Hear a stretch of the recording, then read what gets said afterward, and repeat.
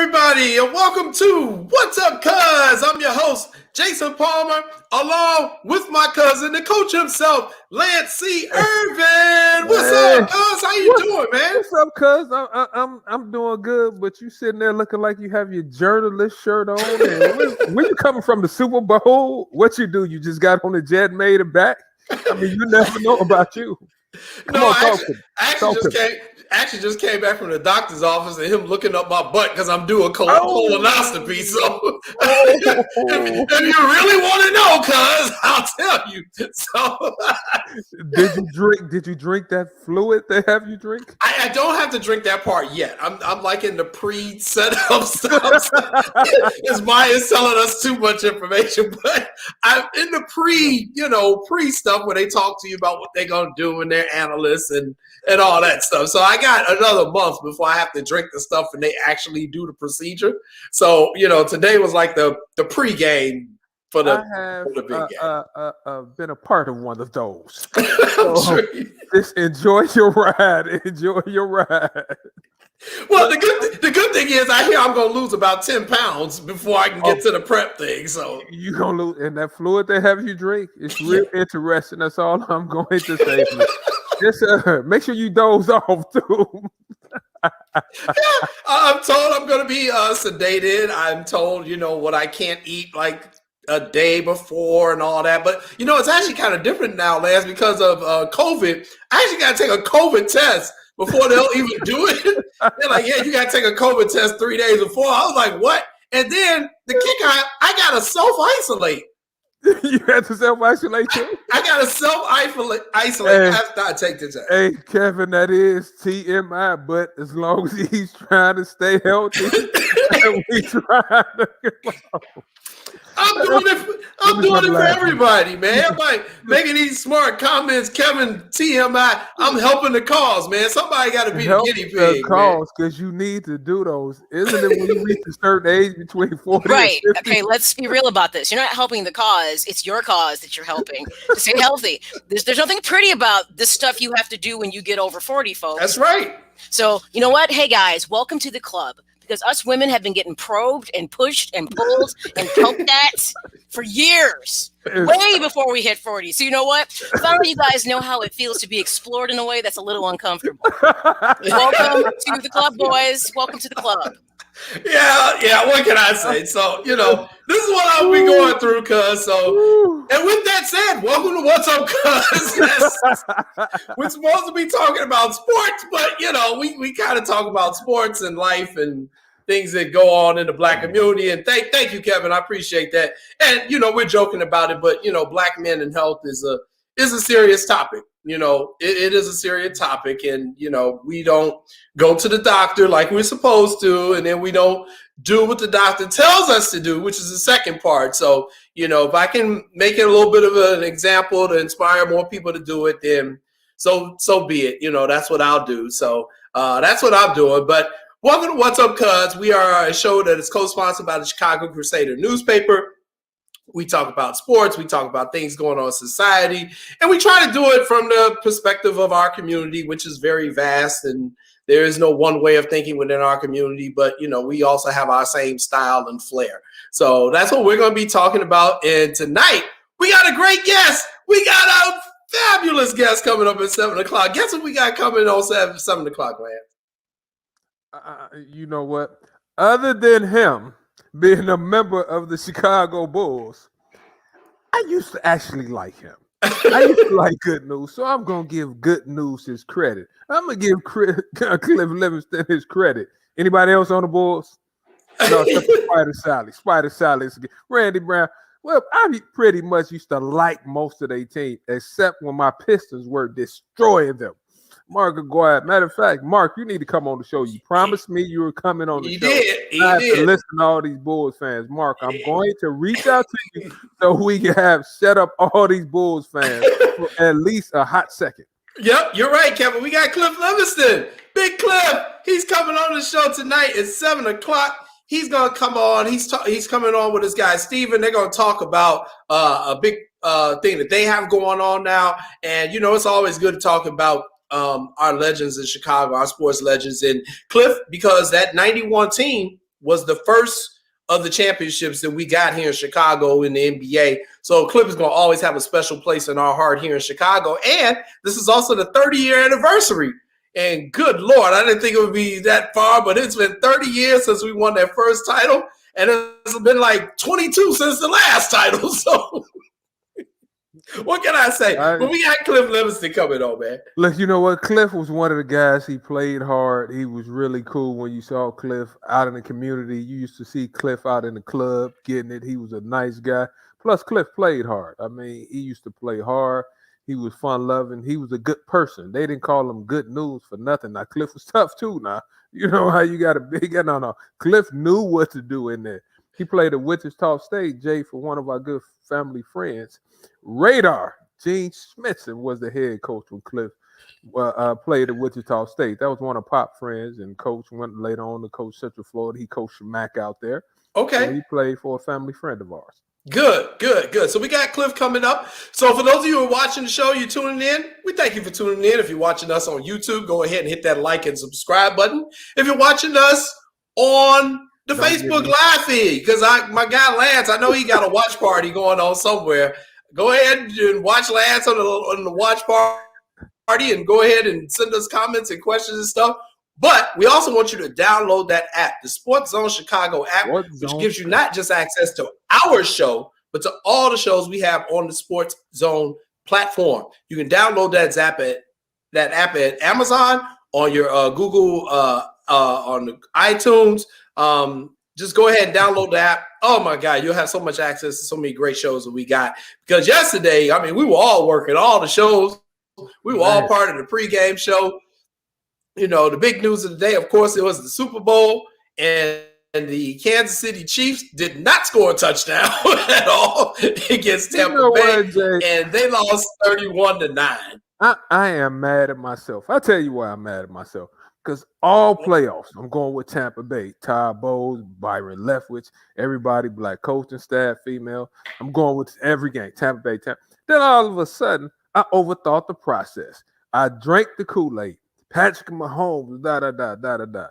Little did I know or understand, I should have, because I knew the Chiefs' offensive line was beat the hell up. That's what I'm going to say.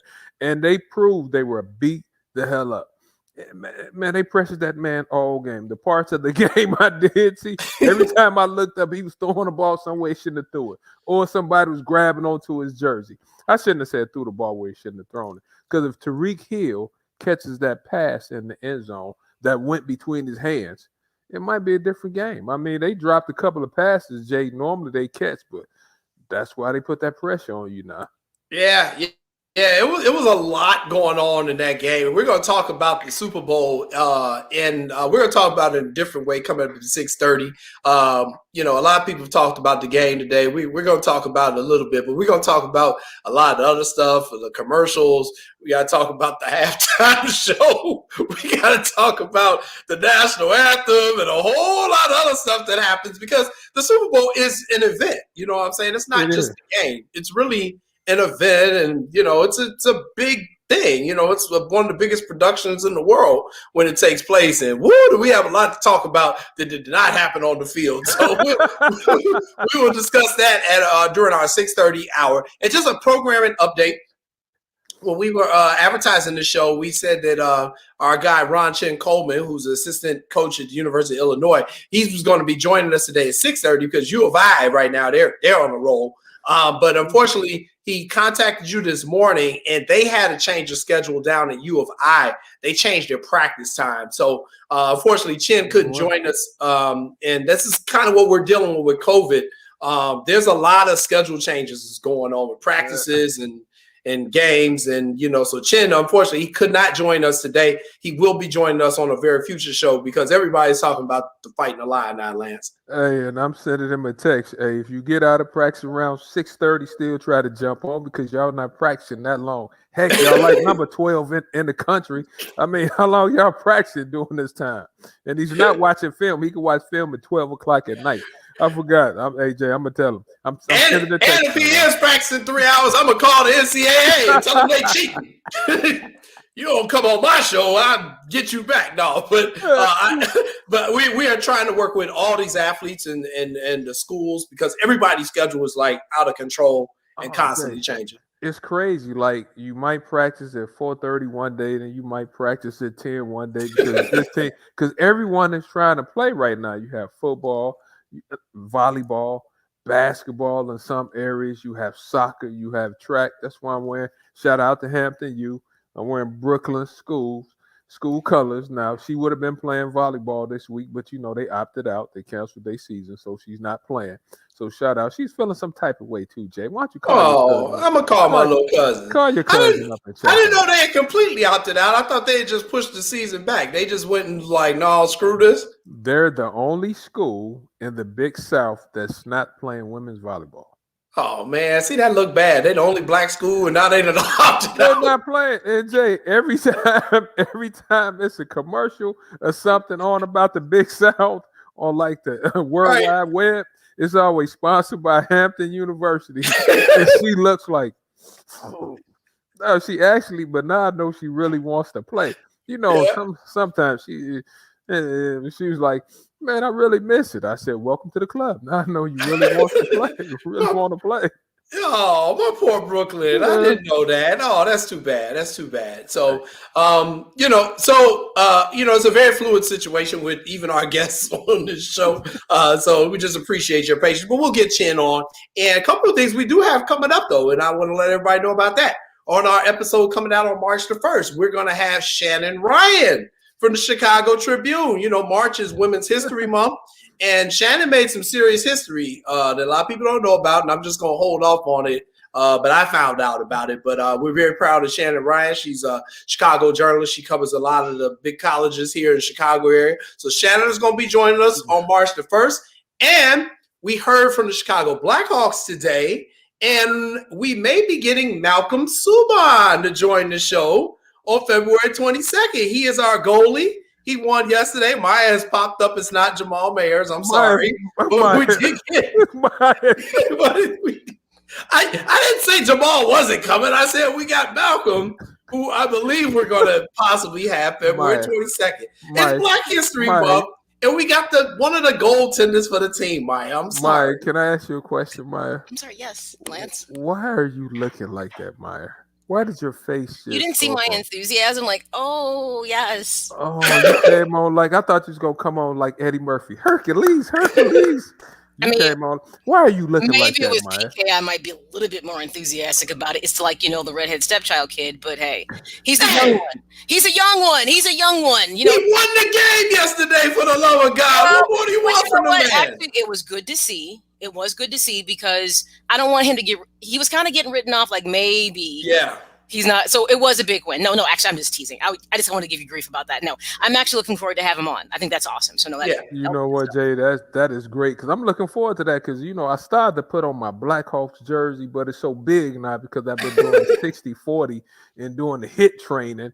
Like, his son's name is Jason Palmer. Okay, Walter, is he as smart as Jason Palmer? I didn't do it. I don't have no seeds running around, Walter. So I don't know what you're trying to insinuate, buddy. He ain't mine. So I appreciate that, Walter. Thanks for watching, Walter. No, Jay, I'm happy we can have him on because, like I say, oftentimes when we watch the show, you have turned me into a Blackhawks fan, and I'm trying to understand the game, and I'm happy that he got a win because early on, now, Jay. They were being hard on him. He was in the goal, out the goal, in the goal, out the goal. And I was like, man, he needs to pick it up a little bit. Well, here's my thing, though, real quick. They sent him out there the first game of the season. There had been no preseason whatsoever. They don't have half the team. And then they were playing the Tampa Bay Lightning, who was the defending champs. And I was like, come on, man, why y'all doing my brother like this? Then he got one more chance after that. And then he hadn't played for 2 weeks until yesterday. But in the words of Nick Irvin, sometimes that could turn into a great situation for you now. If you stop the Lightning and you go on to have a great career like Tom Brady now, he kind of got thrown out there and he did what he had to do. But it's different when you at least have more players around you that's supposed to be out there. Not taking anything away from the guys that's not out there, But when you have, like we call them in coaching, those dudes out there, right. then it's a little bit easier for you to do your job. But you have to make the most of your opportunity, good or bad. Is that Sudi Davis, Jay? That is Sudi Davis. My man, Sudi Davis. Sudi, we need to have you on to talk about We do, track. man. We got to talk man. about track. Sudi, make sure you hit us up. Yeah, you should be impressed. I got us a track person. We're actually trying to get Sonya Richards-Ross to come on the show, Sudi. So if you got your hookups to get her, come on. Let us know. Did you trying to get her. Did you say Richards-Ross? Yeah. We're in contact with her people. It's just a matter of trying to get everything coordinated. But I love to have her. You done got me excited. That child is. Whew. Yeah, she's rough. She rough. Hey, 6:15, man. You know what that means. Oh, so we have the stadium dropper. The stadium dropper. Come on, Jay. Why are we bringing on the stadium dropper? We got to, man. This is our guy, man. This is our guy. That's my other cousin. So, Jay, we're going to bring cuz on. But have you been to a Bulls game? Well, no, I had. Some people are. He invited you to one. Well, no, but let's bring him on. Let's bring him on. No. Yes. What's up, Joe? How you doing? What's up, cuz? Happy belated birthday, Lance. You on this side? There you go. What's up, cuz? Man, guess what? I'm about to drop some news on you, man. What you dropping? Uh-oh. My wife and your birthday are on the same day. See, that's why Isn't that amazing? That's why I like you, because your wife must be smart. She's good looking. See, that's why I like you, because you know what you're doing. Even though you come on here stadium dropping, and I haven't been to a game. Jason hadn't been. It's all COVID free too, Jay, because we sitting up so high. The closest person next to you is like 100 yards away. Well, I wonder where he checking in from, because don't the Bulls play tonight at the United Center? Yes, I got my Uber outside waiting. Get off this show. He got an Uber waiting, boy. He big time. Well, Jonathan, we better not hold you up. Let's just ask you, what do you have working this week in the Chicago Crusader newspaper? Well, my first story will be on Zach LaVine's 39-point performance against the Orlando Magic as he bounced back after having 3 bad quarters. Then he exploded for 24 points in the fourth quarter on that Friday, and then follow up that 24-point performance with a 21-point first quarter performance on Saturday. So amazing game by Zach LaVine, and the Bulls win a 118-92 win over the Orlando Magic. Then also I wrote about the University of Illinois Fighting Illini basketball team, who's just currently been bumped up to number 6 in the AP poll top 25. So congratulations on that. And then last but not least, I'll be talking about Tom Brady and the referees, along with that Super Bowl victory on yesterday. Why are you talking about Tom Brady and the referee? I know. That's why I was getting ready to go. But go ahead. Do you want me to go there? Okay, I want you to go there. I want you. We don't. I think we have enough time. Well, let's I want you to go there. Is Joe going to show up right now? Yes. Because I talked about you. I said, Joe tomorrow's going to say Tom Brady won. It was because of LeBron James. Yeah. He's a GOAT. I was like, oh, here comes QAnon Joe tomorrow. I said it. It's John. I said it. QAnon Joe. That's what we gotta start calling you from now on. QAnon Joe. I love it. Yeah. So at the end of the day, that is your new moniker on our show. You notice how the Kansas City Chiefs had on the yellow gloves and the yellow shoes. First, I thought those was the original flags that was coming out, but hey Jay, as the players started slowing down, I noticed the rest was like. Jay, they did throw a lot of flags. I think it was like 11 flags. It was like 11 flags. Come on, y'all, them flags are well deserved, man. Jay, Kansas City was doing some stupid stuff. Call them on both ends of the field. Call them on both. Joe, I actually agree with you on this. It wasn't equal because I saw some fouls on the other side get called. So I'm with you on this, Joe. I have to agree. So Jason, Jason, from an official point of view now, it's the most important game of the year. Yeah. Do we want the game to be hampered with flags? Okay. No, we don't. Okay, so talk to us then. So here's what I saw. Oh, what did you see? I saw a lot of holding by the secondary of the Chiefs. And Tony Romo, he'd even said it before they started throwing the plethora of flags. He said, this team, they do a lot of holding. He said their secondary does a lot. Oh, he said it before they got to like the 14th penalty in that half. But I saw a whole bunch of holding. We all saw the dude just punch the other guy in the face. I don't know what the hell he was doing. And then they lined up all sides on a field goal attempt. How do you line up all sides on a field goal attempt, man? All sides. The guy actually ran after the whistle was blowing. If you go look at the video, he actually ran. He actually snapped after the whistle was blown. So that's what's telling me that the referees were very biased yesterday. And then how you gonna bring on a crew chief that got 1 year playoff experience to do the Super Bowl? What is going on? Okay, so that doesn't mean he didn't earn it. First of all. No, I didn't say that. I'm just saying not in a big game like that. Doesn't mean he didn't earn it, and it was his second Super Bowl, if I'm not mistaken. So Carl Cheffers has been there a while, so that is inaccurate. Jason, I know you got to defend your brotherhood. I know I do defend them. I do defend them, but when they make mistakes, I point out the mistakes without a doubt. I think you know what, Sarah Thomas making history. That was big for officiating.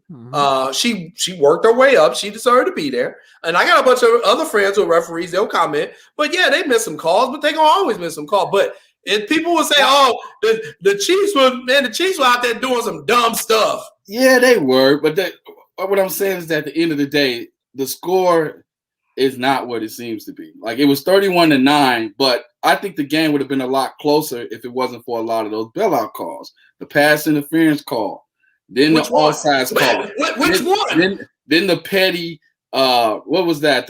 Necessary roughness. I think they call a necessary roughness on somebody, or a personal foul on somebody. Personal foul? You mean when he? You talking about when the offensive lineman pushed them in the face, and then the guy pushed them back, and then the referee turns around, and he said Tom Brady. Tom Brady pauses and looks at him like, "You better call that." Okay, so this is what I saw on that one. This is good. Stop being messy. One guy pushed one guy, the other guy pushed him back. And so at that point, you're like, okay, guys, break it up. But then he went and just hauled off and stole on dude. So, okay, yeah, now the pass interference when the guy literally tripped, they got their feet tangled up, he tripped, that wasn't pass interference. It really was. It wasn't. But that was not pass interference. You realize what the Chiefs were working against that changed the whole complexion of this game, right? Yeah, themselves. No. Both of their offensive tackles were out. Yeah, that's what I mean. They were getting pillaged on the edges, and they had to make adjustments that they didn't have to honestly do all season. And that's why I think the penalties were so much higher. But real talk, they couldn't keep their hands off Kelsey, and nobody was calling that. Right. Yeah, that's your boy. That's your boy. Jason, can I ask you a question? Jason? Yeah, what's up? Can I ask you a question? Me being the instigator I am. He owns it. What's the job of an official in a big game? It's not to get in the way and let the team play. I agree with that.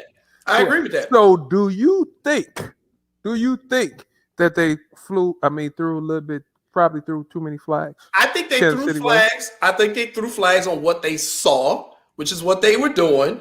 And if it's an inordinate amount on one team, that's not necessarily the referee's fault. This team ain't never been penalized like that. But the penalties really came from the two tackles being missing. Let's be honest.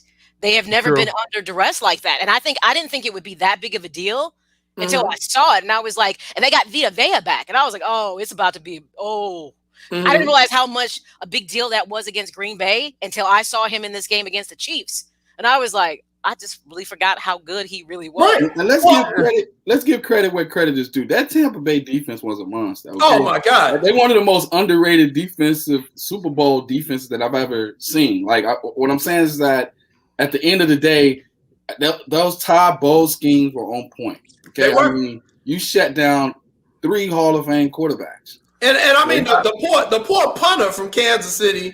That poor young man, he looked like he was scared. I'm not going to use the word scared. He couldn't catch the snap. He couldn't kick the ball. He shanked one to the left. He shanked another one to the right. The other time he dropped the ball. I'm like, dude, he was shaking like this. Let me piggyback on what Maya's saying too, though. When you playing without your tackles and you getting pressured and you running for your life, instead of having 2.5 seconds, which he only had 2.5 seconds, you don't have no time to throw. There was no running game really wasn't like that. So now you're running for your life. I'll tell you what, though, something that they should think about. One, and I've been having this issue with him all year. Sammy Watkins, bye. I've had that issue with Sammy Watkins all year, though. I feel like he's kind of been gold. I didn't even know he played last night. He had one reception. Yeah, I was like, but Sammy Watkins has been MIA for a minute, and they should put an APB out on his ass last night. I was like, Sammy, where you at? Come on now. We got 3 minutes for Joseph got to get his Uber, so I got to hurry up and get Joseph in. Joseph, let's talk Bulls real quick. So they beat Orlando last game.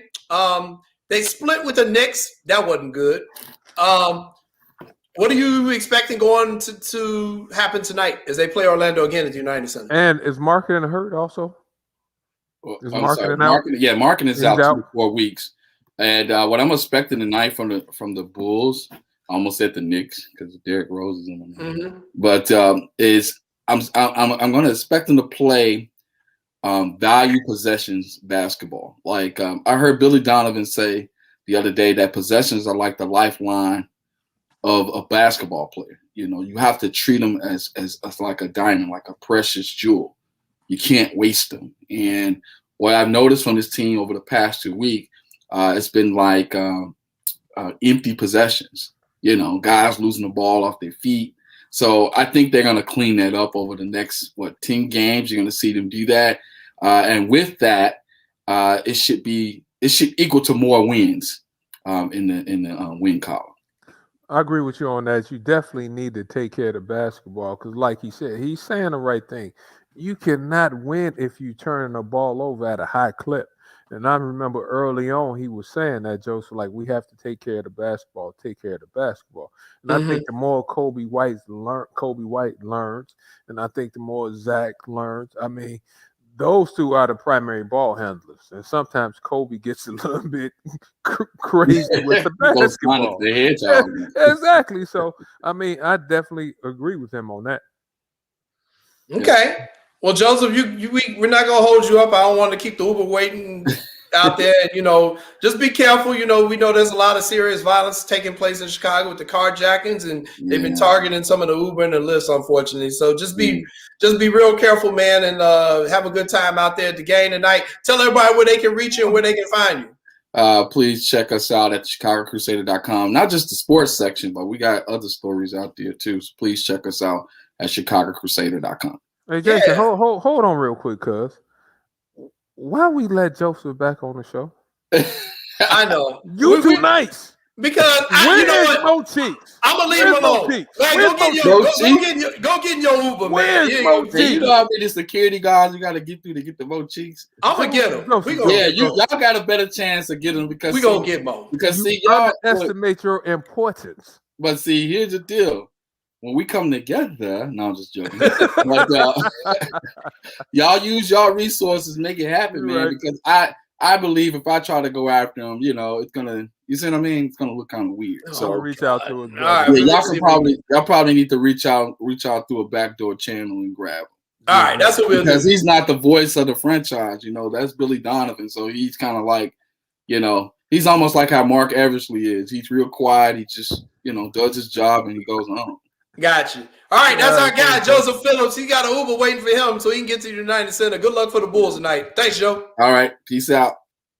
All right, we're going to take our first commercial break at this time. And when we come back, Lance, Maya, and I, we're going to chop up the Super Bowl, but we're going to chop it up in a whole different way because we got a whole lot of stuff that we need to talk about. I'm going to call my daughter in with this, and I'm going to get Bricky to jump on this segment. All right, we'll be back in a few. You're watching What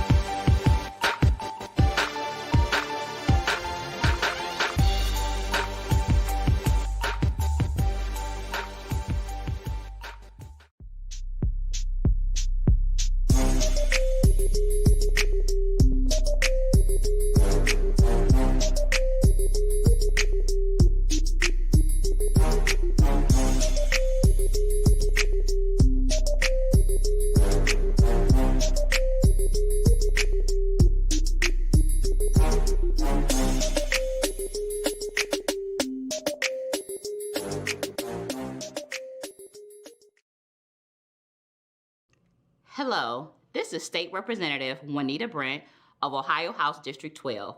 Here with an important announcement. February is Black History Month. Black History Month recognizes the contributions that African Americans have made throughout U.S. history. As we recognize the achievements of African Americans this month, we must also take time to appreciate and celebrate that Black History Month is American history. Did you know that the first Black History Month was celebrated 51 years ago in 1970? The 2021 Black History Month theme is the Black family, representation, identity, and diversity. It's important that we bring awareness to and celebrate the complex, rich, and diverse history of the Black family in the United States. To celebrate and learn more about Black History Month, you can visit AfricanAmericanHistoryMonth.gov. Thank you.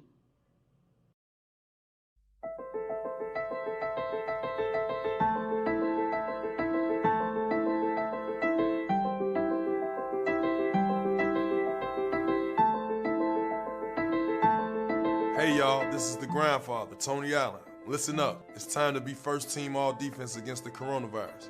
Here's a few tips. You gotta lay low, stay at home as much as possible, and please stay away from the crowds and gatherings. The more social distance from others, better for all. Even if you don't feel sick, stop the spread and play lockdown defense. Enjoy all that good Memphis restaurant food you want, but please make it takeout or delivery. If you feel sick, do not go to work or the store. And yes, I know you hear this a lot, but wash your hands. We're going to get through this, but we've got to work together like a team to make it happen. For more information on the coronavirus, go www.cdc.gov. And remember, first team all defense.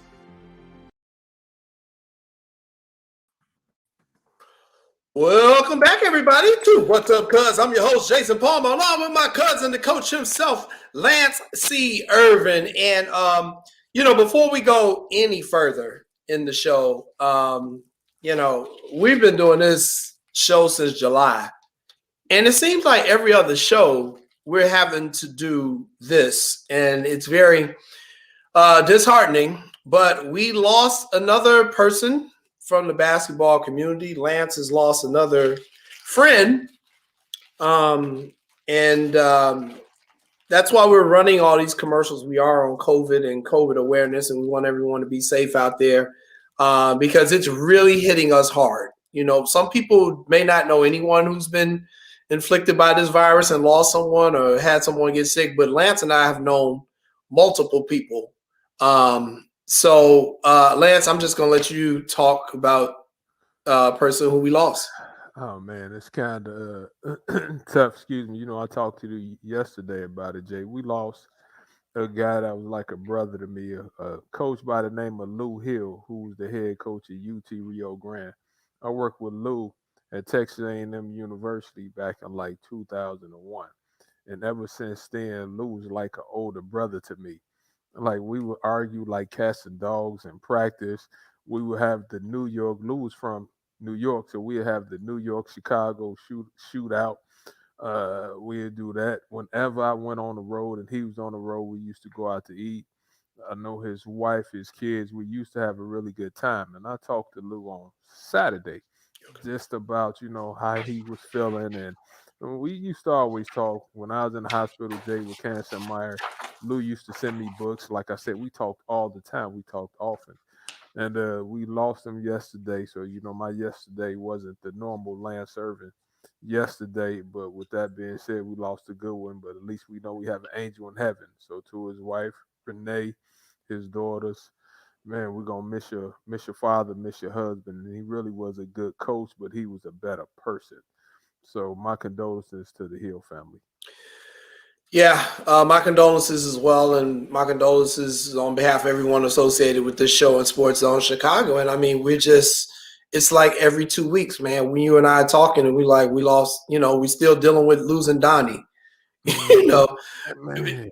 It's been Donnie was just a couple of weeks ago. Jay. That's right. And I mean, and it's just so many people in the basketball community. So, when we are running these commercials and we talk about it, we're very serious about this. This coronavirus is nothing to play with at all. And if you're a person who can't really isolate yourself as much as you can, like I can, and you really do have to be out there, just really be careful, man. Really be careful. I'm really hoping this vaccine is going to be the weapon we need to tamper down on this thing.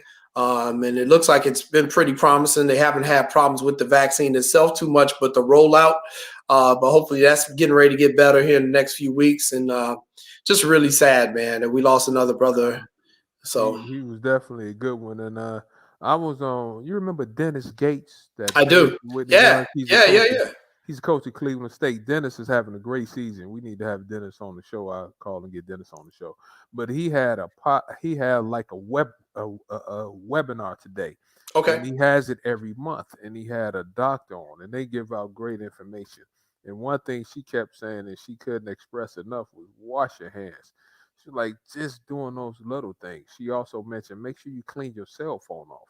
That's right. You can clean your cell phone twice a day. Mm-hmm. And also wear your mask, because Jay, COVID is not going anywhere soon. Nowhere soon. Jay, it's gonna be around to the end of this year, next That's year, right. and after that. So you really have to take care of yourself. Make sure you exercise.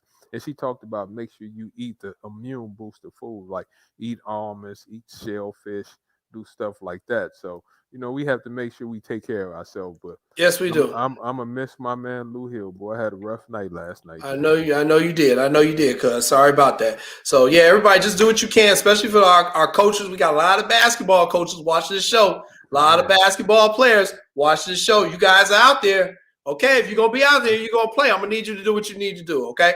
All right. So let's talk a little bit about the Super Bowl. But we'll talk about it in the what's up cuz kind of way. All right, here we go. So the first thing we're going to talk about is America the Beautiful. And we have some photos that we'll put up as we talk about this stuff. America the Beautiful, which was performed by her.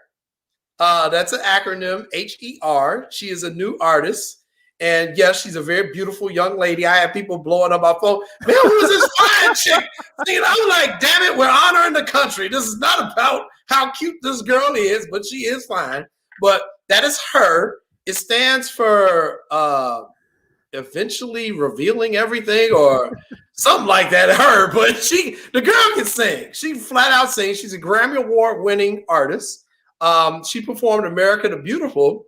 And the reason why I like her is she can really sing, but she also plays a lot of instruments too. And you know me, your cousin got the rule. If you can't sing live and in person, you can't sing. And I ain't spending all that damn money and you can't sing. So hey, Jay, what were your thoughts on her? If you can't sing live, I was basically watching and crying, Jay, so I couldn't really hear it. But I heard her sing. I think she has a beautiful voice. So you got to break down how she sounded yesterday. Because like I said, I was crying and listening at the same time. But I tell you what, she's a good singer to me. Yeah, I think she's an outstanding singer. I think she's an outstanding vocalist. I think she's an outstanding instrumentalist. She plays the guitar. She plays piano. She plays a multiple amount of instruments. And she's only 23. She's 23 years old. She's from California. Her real name is Gabrielle, I believe, but that was her. So I thought she did very well. Maya, did you have any thoughts on her? I tell you what, though, even if she couldn't sing, she passed the look test from what a lot of guys would say now. Yeah, but if you bomb at the Super Bowl, people remember you. It ain't good for your career. You might look good doing it, but people like, man, because we'll get to that later. We have those performances like Whitney Houston will always be up there with amazing. I want to say I think was it Demi Lovato who did a good job too. So people remember when you were like stellar, but so you can't tank at the Super Bowl. Like Marvin Gaye did when he sang the national anthem. I mean, I'm gonna tell you, it was just like, one of my favorites is Jimi Hendrix. When he did on guitar, I'm just a guitar because I would have been a Jimi Hendrix groupie. I ain't gonna lie. I would have got caught up in that. I would have got caught up in that web. I already know what would have happened with me with that. My mother would have been looking for me, and I'd have been somewhere wrong. So it was good that I missed that time frame. But with her. And she's worked with a lot of artists. She really has. Mm-hmm. She's very talented. She reminds me of a female version of Prince. There you go. You didn't get that vibe? Like her vibe is very Prince-like. I don't know. And that's just what I've always thought about her even before the Super Bowl. And even when she kind of came out there, her aura on the stage was very Prince-like. And I was like watching all the athletes were like, oh. You're right. I'm pretty sure you got a couple of hollers when it was over. Like, hey, She probably was looking at the punter. He was right. The man wasn't looking at it. That's why he couldn't kick the damn Let me ball. tell you how it happened. because I was looking, they was like, yeah, America the Beautiful. Get Yes. Get out to her. Oh, say can you see? Anyways. So she did America the Beautiful, which is something that they do at the Super Bowl. They do both. They do America the Beautiful and the national anthem. They do both. So let's get to the national anthem. Okay. So her did America the Beautiful. Mhm. And then the anthem was done by a combination of country singer Eric Church Mhm. and Jasmine Sullivan, who's an R&B artist. So, Maya, I'm gonna let you take this one first. What were your thoughts on the version of the national anthem? Okay, one, Jasmine slated because she can sing. Again, another young person who's people know who she is because her first song was about a really bad relationship where she did some property damage. Good song though. Seriously. It's like he started, but she pretty much ran it. Seriously. He did maybe 2 lines. And I felt like she sang the rest of it, but she blew it out. I mean, she was great. And at the end, she just carried it. And he was like, let me just strum his guitar because I ain't even trying to get with this. I mean, it was nice. I mean, if people even knew who Eric Church is, I mean, I know who he is. I think it was this way of trying to have a collaboration of 2 sides is what I felt like.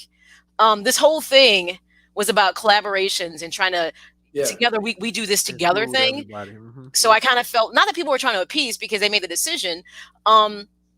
I don't know. I might have matched her with somebody else. Okay. But I kind of feel like Eric Church was we got to put somebody country in here. Okay.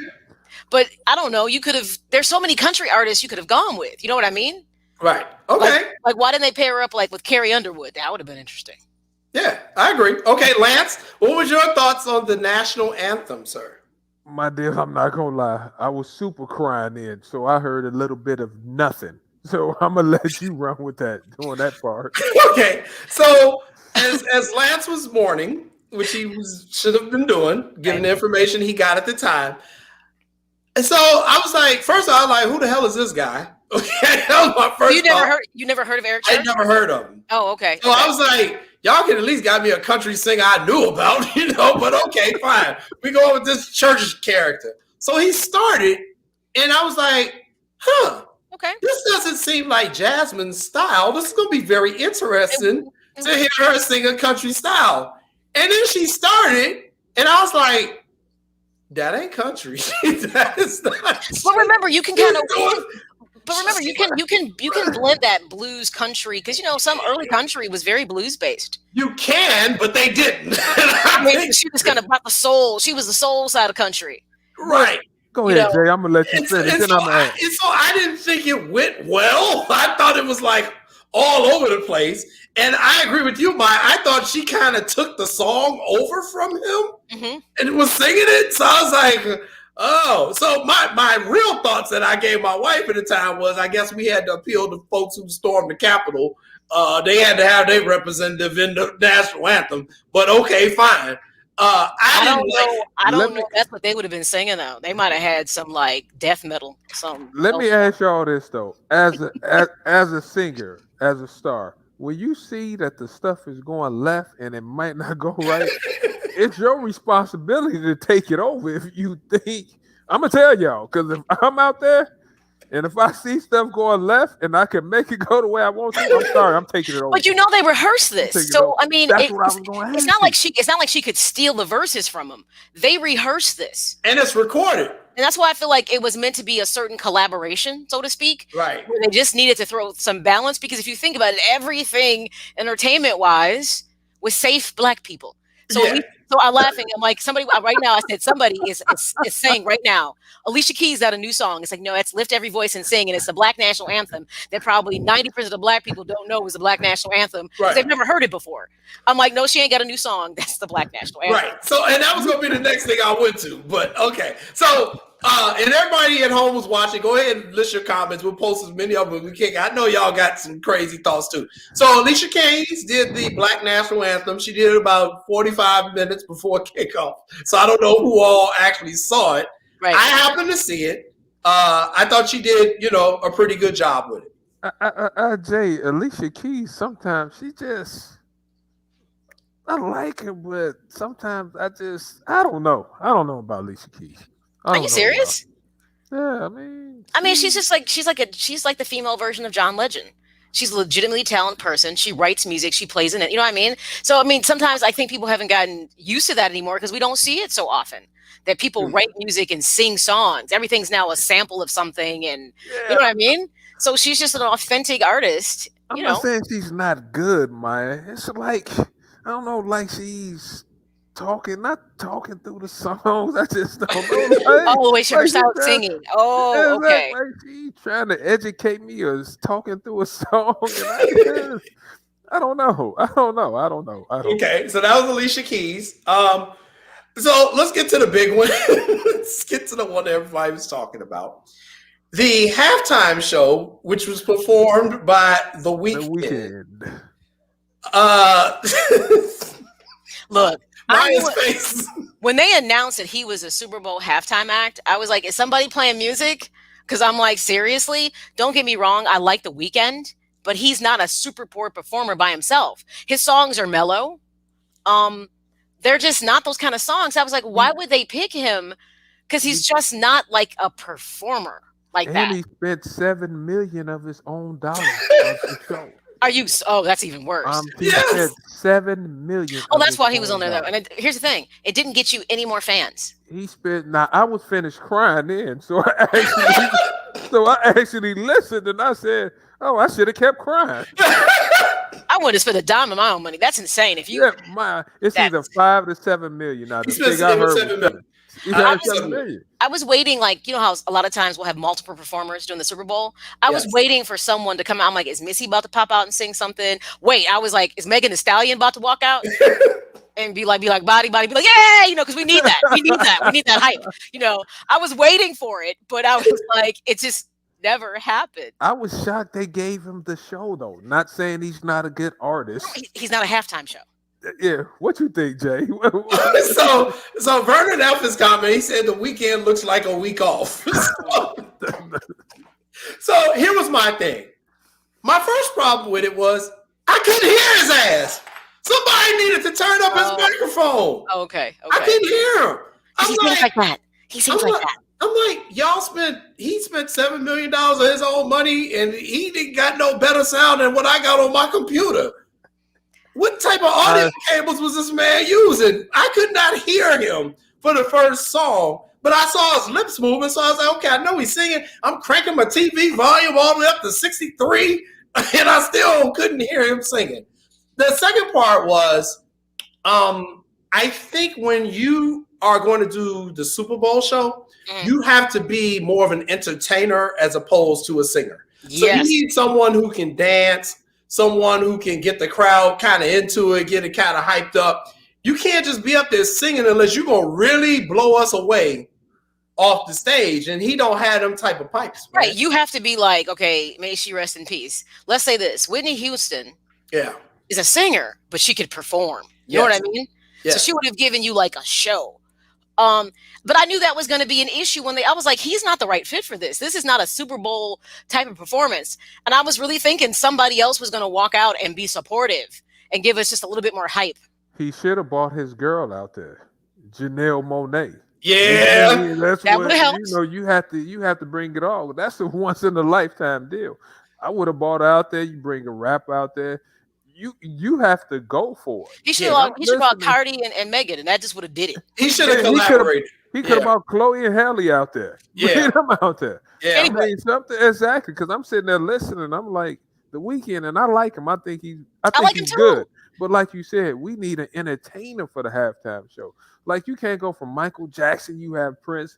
Those two, they could sing, they could dance, they play instruments. They active. You sitting there like you need somebody like, man, I tell you what, he should have called Ricky Rose. Yeah. Ricky Rose said he bring Ricky Rose out. He should have brought somebody. He needed some help, without a doubt. So he needed some help. So that didn't go well. And social media was not kind to him about it. Some of the other things we saw a Black Lives Matter theme, and Charles McDavid has commented on it. That we were just getting ready to talk about that. The Black Lives Matter and Brotherly Love theme kind of got me side-eyed thinking about Kaepernick. Okay, I think that's a very valid point that a lot of people also made. Like, you're doing all this Black Lives Matter stuff, but the way you did Colin Kaepernick, we ain't gonna forget about that. So, Lance, did you have any thoughts on that theme that they were using? They want you to forget about Kaepernick because they gave him some money. That's why they want you to stop thinking about Kaepernick. To be told honest, I feel for Cap because he should be in the league. I tell you what, he could play for the Bears. I tell you that. You know what? Don't even talk about them. Don't ruin the rest of what time we have thinking about them. Don't bring that up because you talk about him and Carson Wentz and everybody's gonna get bent out of shape. So let's just not talk about the Bears right now. You know what was weird to me was the whole Lombardi thing, and the hologram looked like a black man. Was I the only person who thought he looked like a light-skinned brother? I didn't look at it in that perspective, but I can go back and watch the game. Not the part where he was walking, but when they did like the stage, the hologram, he looked like a light-skinned brother. Go back and look. I was like, am I the only person who thinks he doesn't look like a white person? I'm definitely gonna have to go back and look at that now. Okay. Well, maybe it was just me. I don't know. Okay. I don't know. It didn't do anything for me. Because for that piece, there are living people that you could have had do something. I was thought that just didn't. I don't know. I felt like it was this overreaching to try to connect with people about the racial issues in this country, and they were trying to do it safely, but I feel like they failed epically at it, in my opinion. What you think? So my thought was, I still have a beef with the NFL because of what they do in October when they turn everything pink and do breast cancer awareness.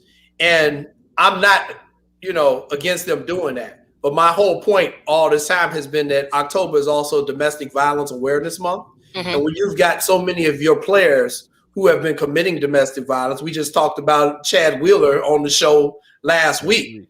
You need to be doing something on domestic violence too in the month of October. You can do them both. And especially if you got many of your high profile players. I mean, look at Antonio Brown. He was in the damn Super Bowl yesterday. How many times has he been caught up in domestic violence stuff? So that be my beef with the NFL. Look, man, don't just pick one thing and say, hey, we'll do this because it's safe. They last year, everything. Remember last year they started to kind of do a shift where they said they were allowing players to put different things on their cleats, and they actually did some PSAs where players were talking about things they were sponsoring. And I kind of feel like that should just be the shift because let's be honest, there's all types of cancer besides just breast cancer. Yeah. And I think let's just open the forum and get back to let the players put whatever type of organization on the table that they want throughout the year and let that be the focus opposed to just trying to pick one thing to say, this is what we're going to pick up and run with. The commercial sucked, by the way. They sucked. And I was really upset because do you realize they only showed one movie? Yeah. Well, I'm about to get to the commercials. Hold on. I'm going to get to the commercials. Remember, stand by, everybody, because at 7 o'clock, we got Stephen Taylor and Coach Cliff Livingston. They coming on at 7, so everybody stand by. So I want to get to the commercials. Maya's brought it up. Some of them were great. Some of them were. Which one was great? The Matthew McConaughey one? I like the Tracy Morgan one. One of them was okay. I was like, the first one. Right. The first one I thought was really good. Why was that so good, Jay? Because I thought Tracy was kind of funny on that one. I thought what they were trying to say was, well, you can kind of guess on this stuff, but on certain things you really want to be certain. And I was like, you're absolutely right on that. I don't know. They were okay. They were okay. They were. What about the Shaggy's Cheetos one? Okay, that one actually did it for me, though. He's like, that actually really works. I was like, that one towards the end, actually with, Mila and, and Ashton, that one actually kind of towards the end worked. But I was like, this goes to show you how much our culture has been affected by COVID because normally we'd see, they didn't bother to even show you the 007 trailer because they don't know when they're going to release it. And I just absolutely knew. And I was waiting every commercial for them to show Godzilla versus King Kong. Because I'm a nerd like that, right? And it's coming out, and I'm like, it is. You're not going to show, because I'm all Team Godzilla. So I'm like, we're not going to show that commercial. But they figured, why spend the money? That makes a lot of sense. Think about it. It's probably going to HBO Max. So they're like, why should we sit here and spend that kind of money when we can just plug it in during game times, doing other things? You know what I mean? Lance, was there any commercial that stood out in your mind? You know what? I kind of like the Mac commercial. I mean, I thought that was interesting, but basically, y'all, a lot of the commercials, I was too busy crying, so Oh, I really Okay. was like, I yes, got you. no, you're right. yes, You weren't really no, present with it. You yes, didn't. By the way, you didn't no. miss anything. So Well, okay. So how about the But my TV? thing, Oh, go ahead, Lance. but my thing is this though. Talking about the money, kind of like mindset. I don't know if I would have spent the I wouldn't have. money I wouldn't for have. like a 30-second spot with everything that's going on. Right. I probably wouldn't. Well, I probably I know some of the companies had said they were making a conscious decision not to Not to. advertise during the Super Bowl, and that they were going to put their money instead towards social initiatives, or they were going to help with the first responders. And I did want to give the NFL props for that. They had a number of first responders who they gave tickets to the game like to attend yesterday. like Yeah, my ticket- 7,500. My ticket's still in the mail. I'm still waiting for the fact that I didn't get my ticket. Okay. I got to deal with everybody's instability, but I don't get a ticket to the Super Bowl. Okay. Right. Maya, So I would have called in for you, Maya. Why you didn't call your brother to ask me to get you a ticket? Yeah. Okay, but before we, our guests are they're in the green room. They're back there listening. But you know what? We can't get past this, and we might have time to still talk about it. But you still know this was like one of the best things ever. wait a minute! You get it in front of me. Get the banking out of there. I did. You know, I was like, he went all Jamie Lee Curtis, perfect 10, got the long bodysuit on. I was like, dude, are you kidding me? And they wouldn't show it to us. That was the thing. We blocked it. Well, I was gonna use that as my new photo when Lance say something stupid on the show. I was just gonna hit the button. Jason, there's so many you can use. Don't worry. There's so many you can use. Don't worry. Now, why you gotta say when I say something stupid? Like I say something stupid. I only say something stupid do, like man. 50% of the time. Say something. Say something stupid now. Say it. Go ahead. I'm a good instigator. That's the only time you can get me. That's right, Messy Lance. You know he's messy. He's messy. You know what? I'm resigning from the show. And actually, I'm glad that Every time Ron from didn't the show. come on, Coach Coleman, because I was like, Lance is going to try to stoke the fire because Iowa lost to Illinois. I knew he was going to try to start something. And I was gonna stoke it too. I know you were. I was like, ready. and that's exactly why Cameron had him call off, so we didn't have to have this conversation. I was good and ready. Jay, now I have a problem with that. Where's the chokehold? Where's the chokehold? Where's the chokehold? If it was me, I would have got a chokehold. So, first of all, my man was running out on the field, and he was out there for a while. And from what the people who were there said, they said the man put a great spin move on one of the security guards at the 30.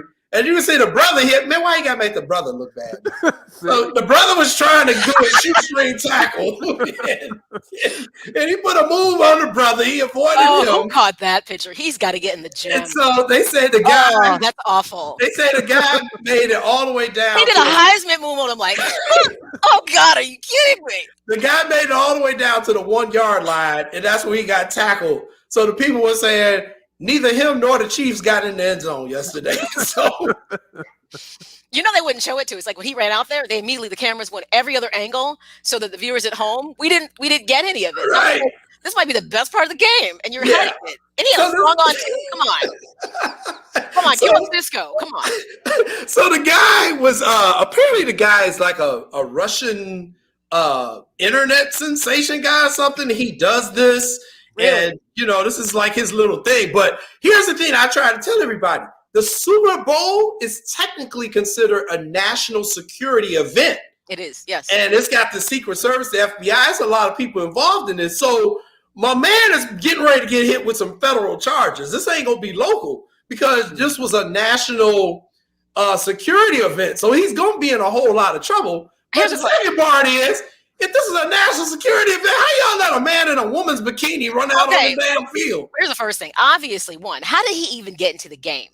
But here's my second thing. Do you know how long he sat in that seat with that bodysuit up his crack? You gotta tell me, fellas, you don't know how that feels. Can you tell me how long? You talk about the huggy. Come on, dude. How did he sit there that long with that on and not lose it? I don't know. That was horrible. But hey, we gotta get ready to go to commercial break. But before we do, let's give them the results, Maya, from last week's poll question, which was related to the Super Bowl. We asked the question, who had the greatest Super Bowl show amongst these performers? We all casted our votes, and Lance, guess what? You lost. Because Prince ran away in the poll and got 65% of the vote for singing Purple Rain in the Rain. In second place was Michael Jackson when he got a standing ovation before he had even sung a damn note. In third place, Beyonce when she turned out the lights in the New Orleans Superdome. And coming up in fourth place, unfortunately, was our girl Janet Jackson and Nipple Game. I don't know how Janet didn't get more votes just because she was revealing a nipple. But she didn't get more votes. I'm going to ask Cliff and Steven about this. Yeah, I know. I'm sorry. And you know I'm a Prince fan. I love Prince. But the Michael Jackson performance was like off the charts. Because he's a performer and he gave it to you. And I love Prince. I've seen Prince like 5 times. You know, it was fantastic. But maybe it was too much time in between the performances. Maybe we should have shown clips. You know what? That's what we should have done. Okay. We should have shown that next year. To refresh people to say like this was what it was, because there was too much time in between. We're not going to show We're not going to show Janet though. We're not doing that. All right, we won't do that. You know what? We'll put the weekend on and we'll see how. We're really not going to do that. Hell no. That's fine. Okay, we're not going to commercial break. Stand by, everybody. We got Steven Taylor and Cliff Levingston coming up on What's Up, Cuz. Stay tuned.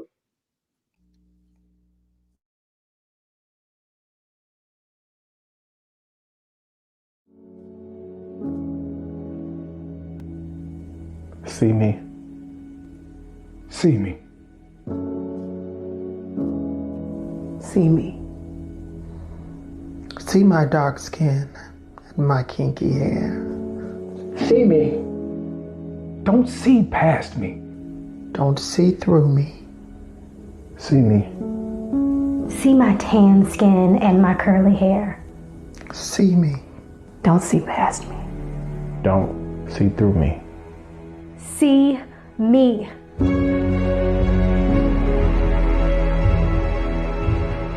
See my face, wet with tears from years of oppression.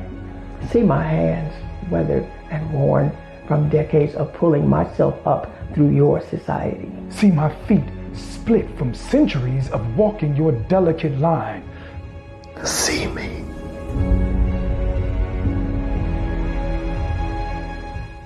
See me. See me. I'm tired. I'm tired. I'm tired.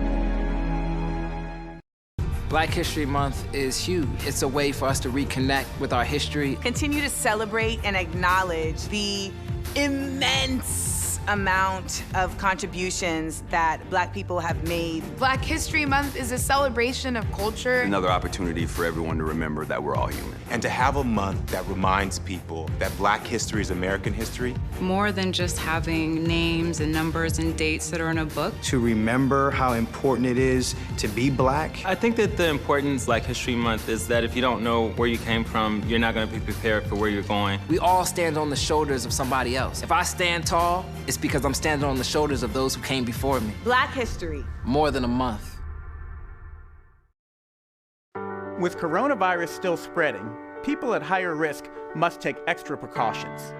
You're at higher risk if you are over 65 or if you have any serious underlying medical conditions like heart disease, chronic lung disease, diabetes, or if your immune system is compromised for any reason. If you're at higher risk, wash your hands frequently with soap and water for 20 seconds.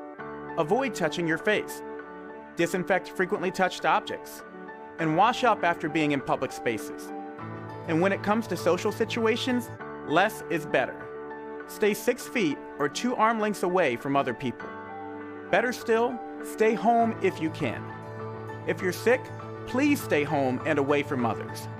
And if you think you've been exposed to the virus, call your healthcare provider before going to their office. In challenging times, the choices you make are critical. Please visit coronavirus.gov for more information. Welcome back, everybody, to What's Up, Cuz. I'm your host, Jason Palmer, along with my crazy cousin, Lance C. Irvin. And Lance, we got two guys coming on the show now. This is going to be a great conversation. I'm really looking forward to talking to these guys and what they are doing. We have got Stephen Taylor, who's going to be joining us. And we've got, from the 1991 championship team, the Chicago Bulls, our guy, Coach Cliff Levingston. Cliff and Steve, welcome to What's Up, Cuz. How you doing, fellas? What's going on? What's going on? What's going on, guys? Man, we appreciate you. Appreciate having you guys on. And I mean, Steven, hello. Cliff, I'm a big Piston fan. I'm not going to front like I was happy y'all won the championship. But I know your old college coach, Gene Smith, real well. So, bro, let me just say one thing. Let me just say one thing to you. You got to remember this. I was drafted by the Pistons. I didn't know my history. I like you. Yeah, okay. so don't apologize because you're a Piston fan now. So yeah, hey, I got love for you. Got love for you. I appreciate having you guys on. Man, appreciate being on, man. You know, I got so much love for the Irvin family, man. You know, your dad, your mom, all of them was just great people, whole family, man. I'm surprised we ain't got a whole Coliseum named after the Irvins. We're working on it, Steve. We're working on it. Hey, Steve, you know it's only about 9,000 of us. Man. You know, when you see one, you see another. You see I'm hosting this show with my crazy cousin Jason up there. I mean, I can't escape family. It's a beautiful thing. And I know. I remember your mom, boy. She fed everybody when she went over to the house. Man. All right. So, guys, once again, we appreciate you joining us. And Stephen, why don't we start with you? Tell us a little bit about what you and Cliff are working on there. Well, I'm Cliff is a good friend of mine. He brought me on. We've had several conversations about basketball and stuff. I coached Park District, then went on to coach high school, then college. I had an AAU team for a couple of years, way back in the day. And we became friends and everything. And I've had some health issues due to diabetes. So I'm actually like legally handicapped now. I'm an amputee and I'm on dialysis. And Cliff knew my love for the game was still there, but I just couldn't do it at the coaching level anymore to be somewhere full time. So he gave me an opportunity to come on board and help him as he got the head coaching job in Kokomo and throw some camps, some combine camps to look at some talent and to possibly do some scouting for the team. So it's a great opportunity for me. I'm excited about it. And, you know, going through all health issues and stuff, it definitely motivates you, you know, because sometimes you can get a little depressed on yourself because you can't do the things you used to do. So this was huge for me as a motivational tool just within itself. And then to go out and see some exciting basketball and see some kids, well, they're grown men, but they're kids to us, you know, just out there trying to make it and trying to make a career out of this. And it's my passion. It's been my love for years. So, Cliff, you and Steve have been together working on this venture. And tell me a little bit about the team out there in Kokomo, Indiana, and the league and what all you all are trying to do. Well, this is the first year of this team, and it's called it's in the TBL basketball league. And you know, Kokomo, they reached out to me back in October, and asked me what I want, you know, consider coaching their team. And I wasn't really interested in coaching the team because I do a lot of golfing now, so I'm enjoying chasing that little white ball though. So, but they invited me down and showed me the town. And what I really enjoyed about the team and the city is they're 100% behind their basketball. They love their basketball. They embraces it. You know, the community embraces the team. And you know what? I met the mayor. The mayor was behind it. The community's behind it. The city AD was behind it. And then I started going to different businesses and stuff. And that's all everybody talked about and wanted to talk about was the basketball. So I felt that this is where I need to be to help be part of the community, first of all, because I am a community-orientated guy. Everything I do is about helping other people and uplifting other people. So when they asked me to really be on, I said I couldn't help but it, because when they put that full court press on me, you know, and brought me into that gym, it's an old gym. It's a Hoosier gym, you know, Indiana's that basketball. Yeah. It's an old Hoosier gym. And when I walked in the gym, I just felt the presence of this is old school basketball, which I love, and that's what I like to teach, old school basketball. So it was a perfect fit for me. It was a no-brainer. You know, Cliff, talk to me a little bit about how many players on the team, what's the salary range? Because, we love basketball, and everybody, first thing they're going to ask, how many players on the team? How much money can I make? Talk to me about that. I know it's a 32-team league also, from what I understand. Yeah, well, it's a 12-man roster. We have a 24-game season, 12 home and 12 away. And our salary this year, I guess we call it the COVID salary right now, is anywhere from 2,000 down. And I'm like this. I don't promise guys contracts. When I'm talking to them, I don't promise guys playing time. What I tell you is, you come to training camp, you earn your salary slot, you earn your minutes, and then when you're on the floor, if minutes are taken from you, it's not taken by me, it's taken by the guy behind you pushing you. So like I said, I'm all old school. If you want to play for me, you got to be willing to accept the harsh criticism, but also the love I'm going to give you. And I'm going to try to build you up to be the player you're trying to be. Our league is basically I call it a transition league, trying to get yourself to that next level so you can make that big paper overseas. And I tell guys, I only want to see you 2 years. If I see you more than 2 years, I'm not doing my job. My job is to get you out of here.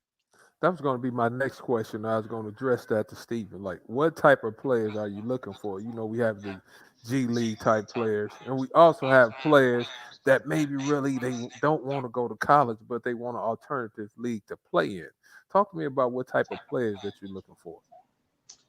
Well, the great part about this league during this time, unfortunately, we're in a pandemic, but a lot of the G League teams didn't opt into that G League bubble. So there's a lot of players home from that. We're basically looking for the players that that might have not had the opportunity, but has the talent level of a pro. There's a lot of players, all of us being from Chicago, we have players in Chicago that you can go on a street court and they got enough skill level to play in the league, but they didn't go. They might have dropped out of high school, didn't do any college. It's so many different factors that's involved coming up in the inner city of Chicago and surrounding areas that affect these players. So this is not something where it's required a bachelor's degree or something to come play, but we're looking for players who want to work, who's talented, who has a skill level, and who has a desire to learn. It's easier to find a star player that can put the ball in the hole than it is to find a hard-working player with just some basic skills. And we want them players that's hard-working. You know what I'm saying? Because they're going to give you more when it's all said and done. When the going get tough, they're going to get in the trenches with you. And I think that's one of the reasons me and Cliff bond so much, because that was Cliff's personality when he played, and that's his personality as a coach. He wants some guys that's going to go hard for him. And that's a wonderful thing. So that's pretty much what we're looking for. We're looking for them players that's looking for an opportunity. I know you guys have a combine coming up. What are the dates for the combine? I know it's in a couple of weeks, so players out there listening, make sure you getting in shape. Not make sure you're ready. Make sure you're ready to go. So what are some things? What are some things you looking for in a player, Coach Cliff? Does he have to play like you, hard, can rebound, can finish? Talk to me about what type of players you're looking for. Well, first of all, when you come to a combine camp of mine, you better be in shape first, because I am one of those kind of guys who's gonna challenge you physically first. If you're not in shape, that means you didn't come prepared for your job interview.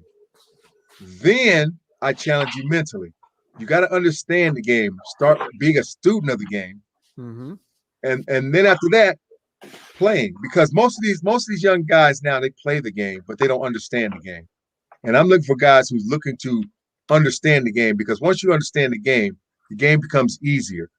Then you can go to that next level, whether you want to go overseas, play in the G League, or even try to get to the NBA. But first of all, you got to understand the game. You got to know how to play. And I just revisited all my plays, updated them. I got about 60 plays right now in my playbook. Are you running a triangle? No, I'm not running a triangle. I'm gonna tell you something. These young fellas, that triangle will have them blowing their mind apart. You got to think in that triangle. You can't just go out there and say, okay, I'm gonna run the triangle. No, you got to read. You got to think. You got to understand what guys are doing. No. It's a little too complex for these guys. Once again, everybody, we're being joined by Stephen Taylor and Coach Cliff Levingston. Cliff, you're going to always be an important part here in Chicago because that 91 team was the first NBA championship we ever got in this city. I know. What did that mean for you? Just to be here, to be a part of history, and to see how this city was at that time. Well, that was one of the key reasons why I came to Chicago. I was looking for a team that was ready to take that next level toward a championship, playing in a championship. The best team I've ever played for was the '87 Atlanta Hawks team, even more so than my championship teams with Chicago, because we bonded so well together. We did a lot of things together. But when the chemistry started to change and everything, it was time for me to get out of there. And I started looking for a team that had a similar chemistry, but was still going toward that goal of I wanted to win a championship before I finished playing. And, I just happened to be Chicago. When I came to Chicago, it was some things with the team where the first unit and second unit were separate. And I wasn't used to that. When I was in Atlanta, the first unit and the second unit, we did everything together, on the court, off the court. I mean, we partied together, we shopped together, we did everything together. We had lunch, dinner, we just did a lot of things together. And when I came to Chicago, it was a little bit separate, but I started mingling with the first unit, and then everybody's like, you don't need to go up there with them. They're separate from us. And now we're one team. If we're gonna win a championship, we got to do everything together. So I started blending everybody together, and we started doing a lot of things together. One thing I loved about that second unit is we did not back down from Michael, Scotty, Horace, Pax, and Cartwright. We pushed them to the max, and that's what made the difference of that team. Is we pushed one another to be the best players out there on the floor. If you know your own team's plays and still can score, just think what happens when you're playing against a team that's trying to guess what you're doing. Mm-hmm. So in practice, when you're pushing yourself like that, that makes the game a lot easier. And that's how I teach the game, and that's how I coach the game is. If you're not pushing the guy in front of you, then you're no good to me. You're no good to the team. Mm-hmm. You got to try to get his minutes, and he's got to try to fight you off to keep his minutes. Mm-hmm. But within a team complex, and with it's like your brother. You want to be better than your brother. You go on the court every time. You trying to take him out every time, just so you can have that bragging rights. But let anybody else come up against you. It ain't gonna happen. So let me ask you, Cliff. Last year we were all entertained, and we definitely needed it during COVID when everything started breaking out. And ESPN moved to Save the Last Dance documentary up.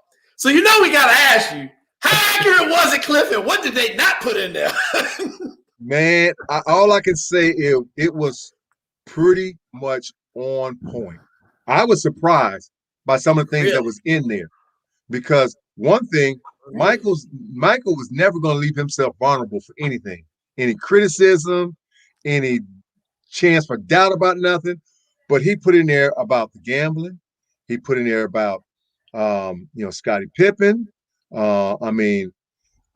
His father's death. I mean, I was like blown away, and I was, just like you guys were glued to it. I was glued to it too because I'm trying to figure out what's coming next. And you forget about a lot of things that happen along the way, until something is brought up. You're like, oh yeah, that did happen. Wow. Whoa. But like I said, it was pretty much on. Some of the things I think that he could have pushed back on. With the Scotty thing, I think he could have pushed back on the Scotty thing because he wasn't there when Scotty did all that. It was not part of him. Right. Okay. So I understood what Scotty was doing. He was trying to prove a point because they brought Kukoc in and then elevated him above Scotty. It's like when the king leaves, the prince it becomes the king. And Scotty was the prince, so now you bringing in another guy to be the king is like, no, okay, y'all go ahead and win it. Good thing Kukoc hit that shot because it would have went totally bad for him. And the bad part about it is he hit the shot and it made Scotty look like a kind of a selfish individual.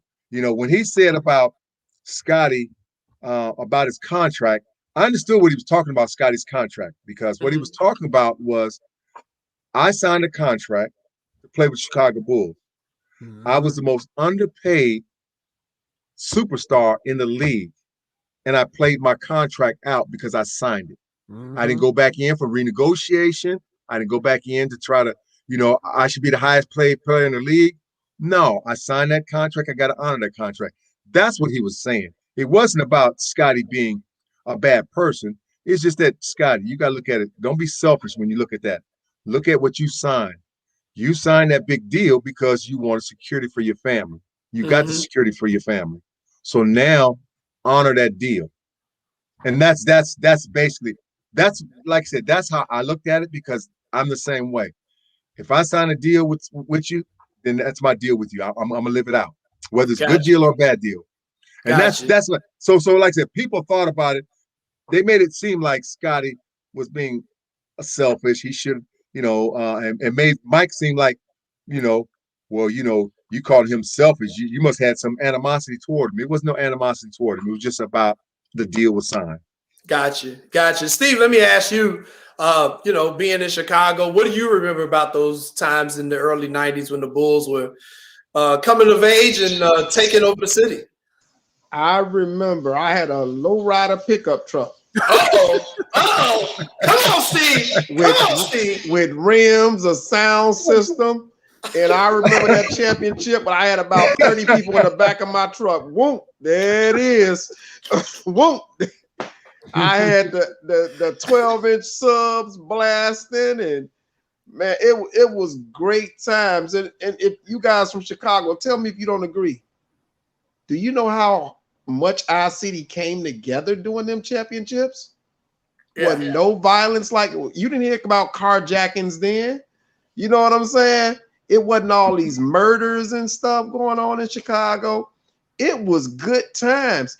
You had people literally in the street into the wee hours of the morning just celebrating with each other. Yeah. Without any violence. Yeah, and Steve, you bring that up, and it was true. The Chicago Police Department had even said during the Bulls games, during that time period, all the way up through to the late 90s, that the crime rate would go down during the game. They wasn't getting no calls for no type of service because everybody was chilling, just kind of watching the game. And I know in the 92 championship, and Lance will remember this, after you guys won, you all beat Portland. That was the game you all won here in Chicago. It was hot that day. And the city went bananas. And I'm riding on the back of a Jeep. I'm on the bumper on the back of somebody's Jeep. I don't think I knew the damn person.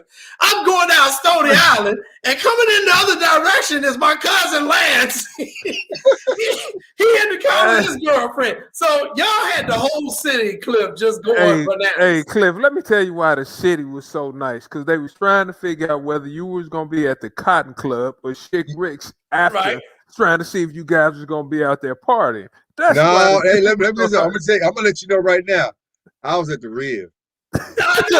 Yeah. I was at the Rib. Hey, I'll go to Rib first, show my face, and then I go visit all the other little spots. So Cliff, I was going to talk about that because for those of you who do not know, Cliff used to own the Riviera nightclub up on the north side. Now, in that time period, the host of this show happened to be 21. Look out now. So the first legal club I went in was the Riviera up there on Broadway. So Cliff, I want to thank you because before I met my lovely wife who was sitting there looking at me with a butcher knife, I had a very good single life, and many of those nights took place at the Riviera nightclub. So I just want to say thank you for that. Oh, you quite welcome. I mean, you know what though? It's funny that I run into so many people who first experienced it at the Rib and met their wife or the significant other at the Rib, but I remember, you know, I forget about all the performers we brought through there. Yes, everybody who was hot at the time performed at the Rib. All the DJs, a lot of the DJs, you know, Maurice Ice Culpepper. Who else was it? I mean, we had just about every DJ playing at the Rib. You did. And you know what though? All I can say is Chicago's one of those cities that once they embrace you, they love on you forever and ever and ever and ever. And you know what? That's one thing I say. That's why I love Chicago, because Chicago's in my heart. Because, you know, when I came here, it was like, do I really, really want to be here? But once I got here, man, oh man, the flavor here was unbelievable. So, Cliff, and you're not lying, Cliff, because I saw TLC at the Riviera when they first came out. I saw Luther Campbell and Two Line Crew at the Riviera. That's one of the best concerts I ever went to in my life. That's who I saw, because Cliff, I don't know if you know, my older brother Byron Irvin played in the NBA. Oh, Byron, yeah.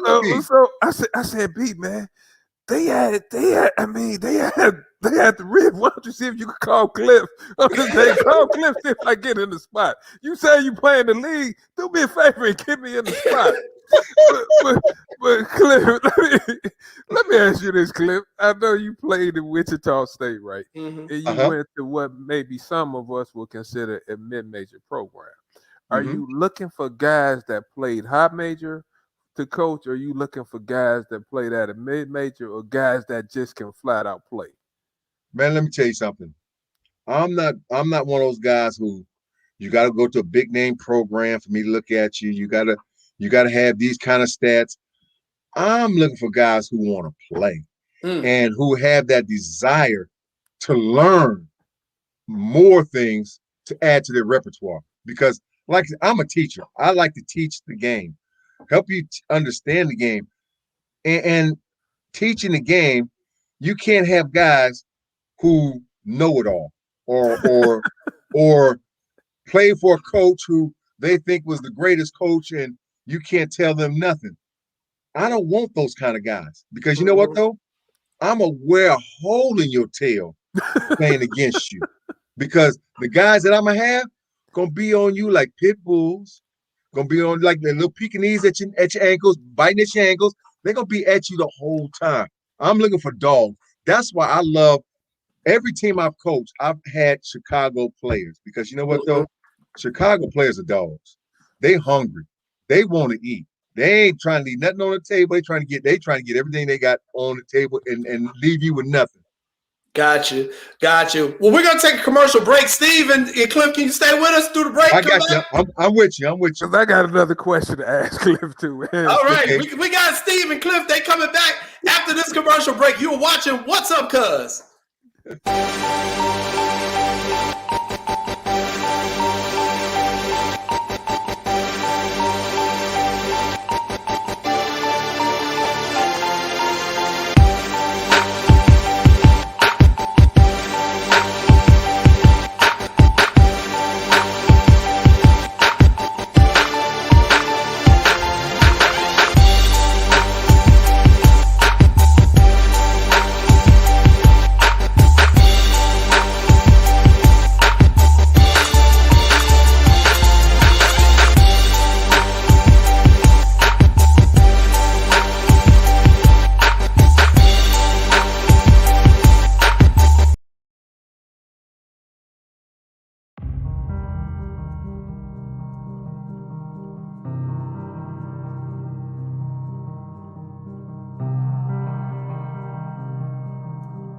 You see me.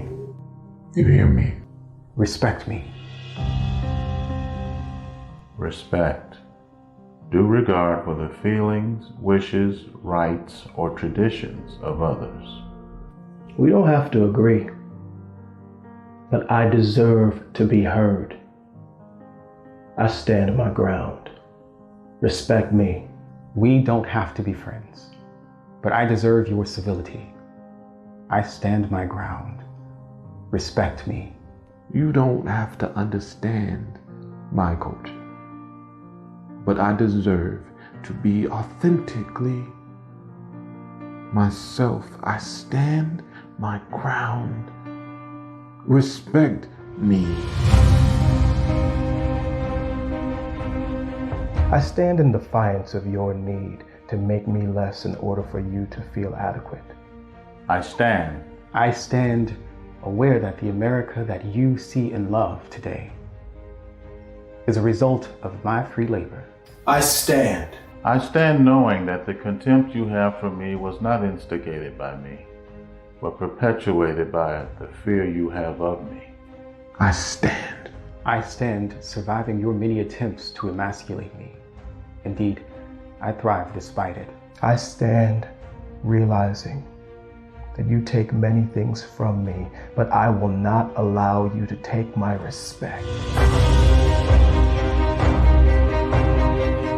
I am a man. I am a proud man.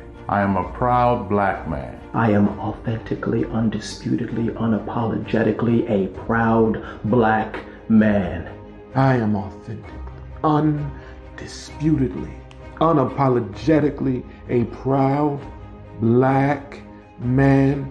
I am authentically, undisputably, unapologetically a proud black man. Respect me. I have done more than enough to deserve it, and still you withhold it.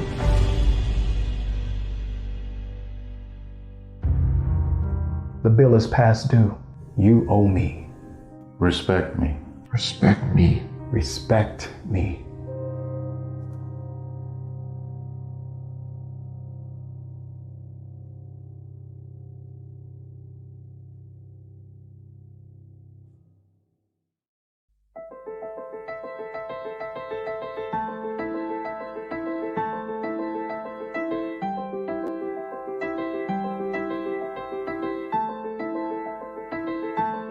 Hey y'all, this is the grandfather, Tony Allen. Listen up, it's time to be first team all defense against the coronavirus. Here's a few tips. You gotta lay low, stay at home as much as possible, and please stay away from the crowds and gatherings. The more social distance from others, better for all. Even if you don't feel sick, stop the spread and play lockdown defense. Enjoy all the good Memphis restaurant food you want, but please make it takeout or delivery. If you feel sick, do not go to work or the store. And yes, I know you hear this a lot, but wash your hands. We're going to get through this, but we've got to work together like a team to make it happen. For more information on the coronavirus, go www.cdc.gov. And remember, first team all defense. Hey, welcome back to What's Up, Cuz. I'm your host, Jason Palmer. Along with my cousin, Lancey Irvin. We're joined by Stephen Taylor and Cliff Levingston. And just a reminder, next week, we do not have a show. It is President's Day. We do not have a show next week. We will be back on February the 22nd with more guests, and also on March the 1st. March the 1st, we will be honoring Women's History Month. We'll be bringing in some ladies who've made history in sports, in the sports world, and from our community and from all over the place. So get ready for that. That'll be coming up in March. That'll be our theme all throughout March, because we got to show love to the ladies who really are changing the sports landscape in their own way as well. Lance, you got questions for our guests? Yeah, I got Wait a minute, before you have your question, sure. What was the lady's name that was on before us? Was that Maya? Yes, Maya. Yes. Maya normally comes. That sister knows her stuff. And please don't tell her that. I want to give her props. I want to give her props. Maya, come out, Maya. Come out, Maya. Come on out, Maya. Please. Because Thank you. hey, I just want to give you your, I didn't even know you were still on the show, but I just want to give you your props because, you know, it's a lot of women who know as much about sports as men, but their voices are silenced. And I just want to say it's great to hear what you have to say and how you say it. I just want to say thank you. Thank you. Thank you. Oh Lord. Lance, say something smart. Go ahead. Thank you. Thank you. And Let me actually, head into this one. thank Coach you. Cliff, And if I was you super want- happy when Stephen reached out to me. So SportsZone Chicago is a collaboration. I own it along with another individual of color. Okay. Because we like to create a platform to give people an outlet to have voices in different types of shows. So thank you for that. I appreciate you acknowledging the fact that, us ladies can hold us our own, I have to keep these two in line all the time. Yeah. 'Cause you know what? All the time. I was sitting there listening to you, and you see the perspective of a lot of different things than most guys do. And that's what I appreciate. As a coach, like I said, playing the game and coaching the game, I look at the game a little bit different than a lot of other people do. And I see different things. And you see a lot of different things that's going on within the game. And I call it the game within the game within the game. And you see that. And I just want to give you your props. Thank you. what, Fellas, Cliff? take note. I'm gonna give Maya a compliment. She does see some things, but Cliff, ask Cliff how come he didn't go to Iowa then. Oh, here we go. Ask him why he didn't go Well, play first for of all, Iowa. you really See, should have been in Iowa opposed to Wichita State. Not all the Well, let let me just say this, Maya. Let me just say this. Come on, Cliff. You know who Ronnie Lester is? Of course I do. Okay, ask him who I am. I talk to him and ask him. Yeah, when you see him, ask him who I am. Ask him who put them out of the tournament. Okay. See, now the kumbaya is over. But no, here's my thing. But imagine if you had been in Iowa, what that would have been like. Imagine what I did at Wichita State. I know. And I was the one who, by the way, who threw out the question about mid-majors because mid-majors make March Madness so much more interesting. They really do. And you know what?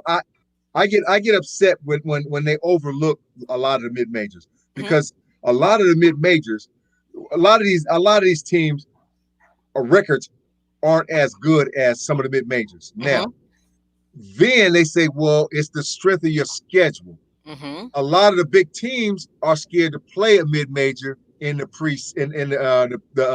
early part of the season because they may get knocked down. So their excuse is, well, your RPI rating isn't as high as ours, so we can't really play you. So, but that just tells me you scared. That's all that is. And most mid majors, the good ones, the high mid majors, they get overlooked by the Big Ten, the SEC, the Dukes. Because they say, well, they beat up on each other. Well, that's your problem. I'm gonna put this out here, and then I'm gonna leave and let you fellas get back to your little powwow. So, I will tell people, I'm a diehard Hawkeye that'll never change, even when they suck. I'm still gonna be there. Right. Iowa basketball, believe it or not, to me, looks like a mid-major team, not like a Big Ten team. Right. I feel like the way they're designed and their talent is talking about players playing together for 4 years together. It's very mid-major like to me, and not necessarily like a big conference type team. Because send it to my computer. Because they're not the kind of players that honestly could leave the program in a year or two. That's why they can do the duration and play 4, and this is why you're seeing a little bit more success. But when one person goes down, it does create an issue for them. And we're seeing the last couple of weeks they've missed some key players. So let me just ask you this. You can talk about that, but let me ask you this one better. Does this open a door for the idea of HBCUs being able to kind of tap into more talent with the social consciousness and not just the idea of the one and done rule is gone? So I kind of think it's a free for all now. What's your thoughts about that? I'm gonna leave and let you guys talk about it. I like that. I like that with the direction you're going with that, because that's the level of the playing fields when they start opening it up to the HBCUs to be able to get some of these talent, and then also more importantly get into the game to play against some of these schools, because there's a lot of great talent at HBCUs, but they don't get a chance to go to the tournaments or get a chance to be seen. And that's what it's all about. If you're not seen, you're unheard. If you're unheard, you're unseen. I mean, you can't go nowhere. And that's what a lot of HBCUs, they've squashed them down to. They don't have no TV. They don't have no coverage in radio. I mean, it's just minimalized. So once they start letting them get on the field like that, it's a takeover. That's how that is. It's a takeover. We come, we show up, we show out. I just think Cliff, kind of like Mike was saying though, I think some of the times it's set up where they want the big boys just to play. I think now this year, because of COVID, the Big Ten playing the Big Ten. Now, if you like a mid-major, it's going to be really tough this year because everyone's strength of schedule is going to be so high because you playing like the 10th team in the Big Ten might have a chance of making it to the dance this year because their strength of schedule is so high. But I'm like you, though. Once you let us in, if you can make everything as equal as possible, then we have a chance. Because at the end of the day, it's a lot of money that can be made if you let us in. That's why. The whole thing is, though, they know that then they can't steal all the great talent. Mm-hmm. That's what it is. They have a better program. They have a better budget. They got the fancy this and fancy that. And we young people, they like the bells and the whistles, the oohs and the ahs. That's right. That's right. That's right. Steve said he was in his lowrider and 12-inch rims back in the day. So now, but once they start seeing that a lot of these HBCUs can keep the talent and they level the playing field, some of the talent can stay home. Now, when some of that talent stays home, then they can start building the programs to compete and go to the next level with them, with the big boys. Mm-hmm. Steve, I got a question for you. In talking about the league and what you all are doing out there in Kokomo, how can people get involved? How can people attend the games once this whole COVID thing is over? And what type of fan base are you all looking to build there in Kokomo, Indiana? Well, just like Chicago, Kokomo is a basketball mecca, pretty much. They love the game there, which is really awesome. But it's a small town, which makes it even more close-knit. So we want to incorporate a lot of activities and base it around the fans. Like Cliff was telling me about how he's going to make sure the players understand that they have to do so much work in the community as being part of the team, which is awesome. And want to get the community involved. Cliff also is going to be into the schools and stuff to talk to kids and have the players mentoring kids and stuff like that. So they're waiting for it. The last combine we had in Hammond, Indiana, one of the guys came and helped out at the combine from Kokomo, and all he kept saying is, "This is going to be so exciting. This is going to be so exciting. I can't wait for the season." The only downfall right now was that, of course, we can't.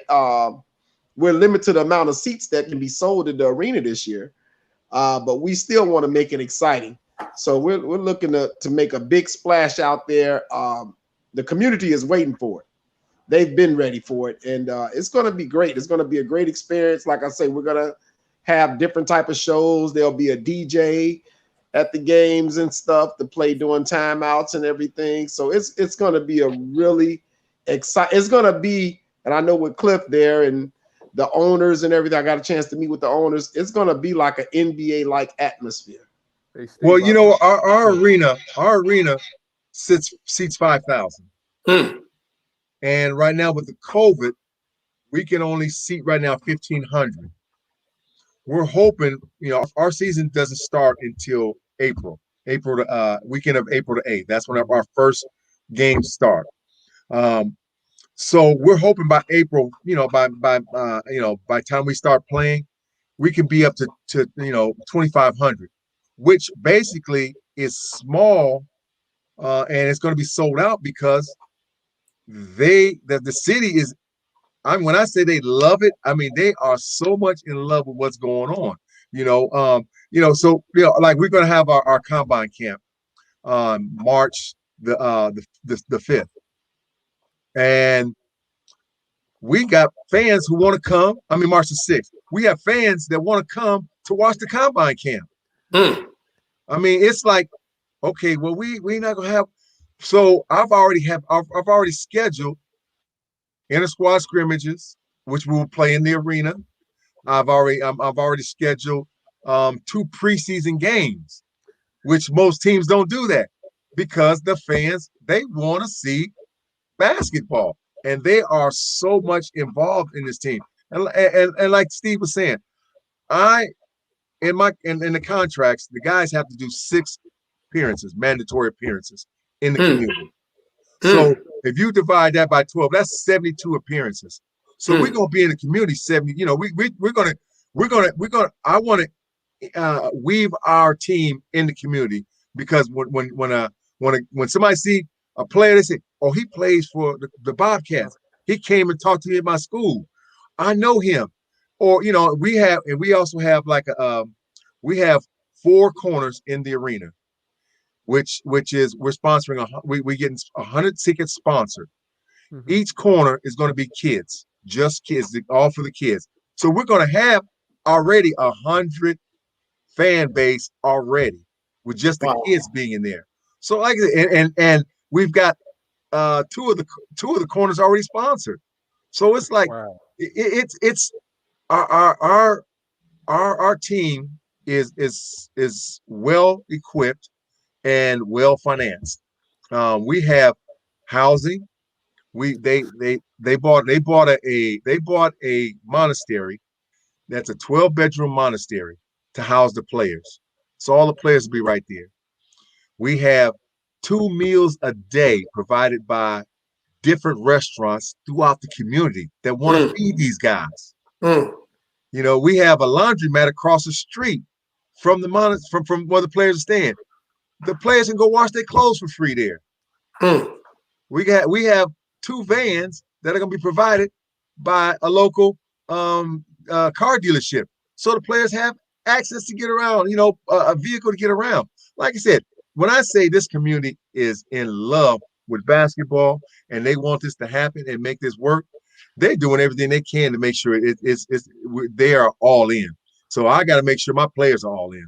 I'm glad you touched on that, Coach, because I was going to ask you about what other things do you have to entice players to come to play. Because I know you worked in the CBA, you worked in the USBL, and I was going to ask you to touch upon some of those things that you just talked about. Man, let me tell you something. That's one thing I do is I advocate for my players. I make sure that my players have everything they need to succeed. And as far as meals, workout facility, we worked out a deal with the YMCA, and the YMCA down there, is brand new. When I say Lifetime Fitness and what's that other fitness, big fitness? 24/7? Is it 24/7 Lifetime? Whatever that YMC has all that and some. Olympic size pool, senior pool, kiddie pool, they got it all. And they have offered us memberships, all the players and staff memberships to the gym to work out whenever they want to work out.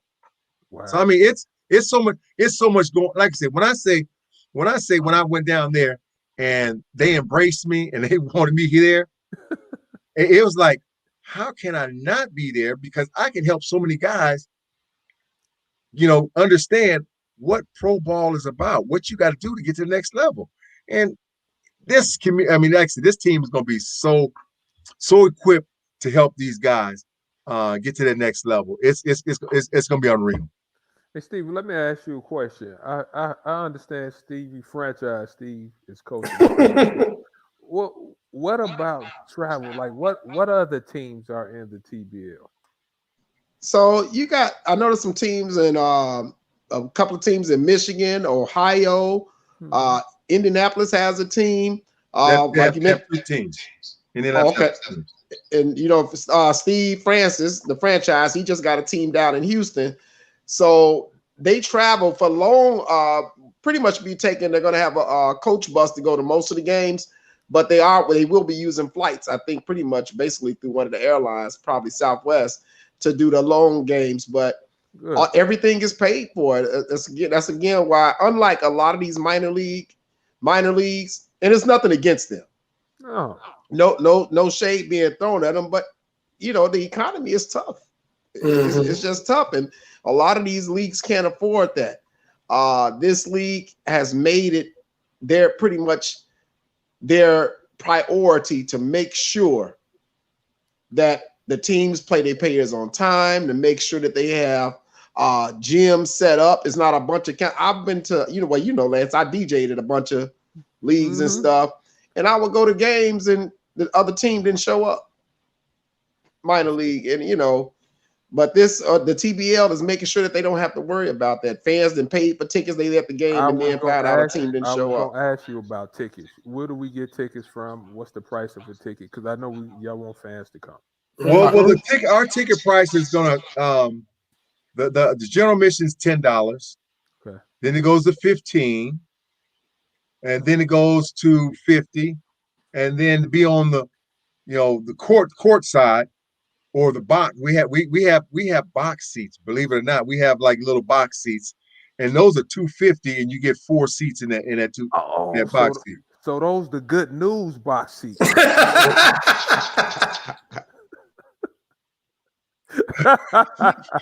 Yeah. Hey, look here. All I can tell you is, I'm even trying. This is what we have a furniture dealership, and I'm a furniture company that we're trying to do something with. Whereas I want to like a family. I want them to set up like a little living room area. So they bring those. You come to a game, they bring you down to the floor, and you watch the game on the floor. And you have your popcorn and your snacks and everything right there. That's the kind of stuff I'm trying to bring to this franchise. And like I said, when Steve said we're going to treat it like it's an NBA game, it's going to be a poor man's NBA game. But you know what though? You're going to feel when you poor, you don't know you poor. That's what it's going to be. Hey Cliff, I got to ask you this because you have had the opportunity to play with 2 of the absolute best dunkers in the history of the game, and Dominique Wilkins and Michael Jordan. So I'm gonna put you on the spot, bro. You already know. We saw what it was like at the '88 dunk contest, but everybody said it was in Chicago, and Michael got, he got the benefit of the votes because it was in Chicago. But you were there with the dudes in practice. Let me just say this. We listening, Cliff. I'm gonna say all y'all put your ears to this. Okay. Dominique got robbed in Chicago. Let me say something. Let me just say this. Michael did the same dunk twice to get 50s. Dominique did different dunks every time. Dominique dunked with authority. Mike glided and all that. But all I say is he got robbed. Not only get robbed in Chicago, he got robbed in Dallas. That's why I like you, Coach. That's why I can come play for you anytime. He got robbed. I'm calling it. Y'all know. Come on now. Mike did the same dunk and got a 50 and a 50. Come on. Fix your face, Maya. Fix your face, Maya. I'm not gonna fix my face. You know what? I'm not fixing my face. Hold up, though.